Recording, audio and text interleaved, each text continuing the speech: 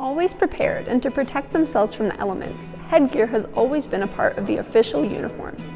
Throughout the over century-long history of the BSA, dozens of caps and hats have been introduced as official uniform parts. Let's explore the different iterations of Scouting uniform hats in this week's installment of Artifact of the Week.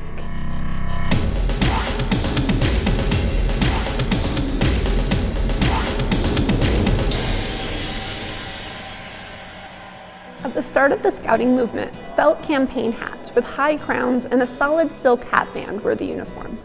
Oftentimes, Scouts attached rank emblem pins. In 1921, the campaign hats became low crown hats, and in 1928, the hat band was embossed with first-class emblems. In the 1940s, the BSA introduced overseas-style caps. The caps were designed to emulate soldiers' uniforms during the Second World War. The caps were embroidered with tenderfoot emblem patches and were available in khaki, tan, and olive colors, and were produced until the late 1980s. As the BSA reduced production of the overseas-style cap, it began creating berets. The red wool beret with a gold fleur-de-lis existed exclusively in the 1970s and the 1980s, but lost popularity due to the visor cap. The visor cap, which starts to resemble the BSA uniform hats we still have today, were first khaki and then green and red with a gold fleur-de-lis patch.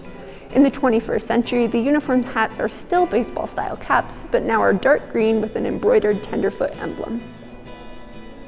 Specialty programs in Scouting also have a long history of uniform hats. Sea Scouts wore classic white sailor hats for decades and now wear navy blue baseball caps. Explorer Scouts wore overseas-style field caps until the early 2000s and now also wear baseball-style caps. Air Scouts wore light blue oversea caps during its existence. Cub Scouts have also had many official hats.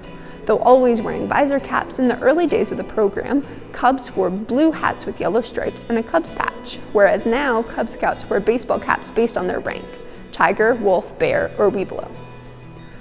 Though the official uniform hat for Scouting has changed, each individual troop chooses what they will wear. If a troop wants to wear a 1970s red beret, if every member wears it, they are still in uniform.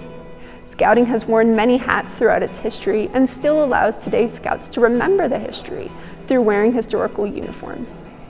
And you too can learn about Scouting's history by watching Artifact of the Week, showcasing items from the collections held at the National Scouting Museum, Philmont Scout Ranch.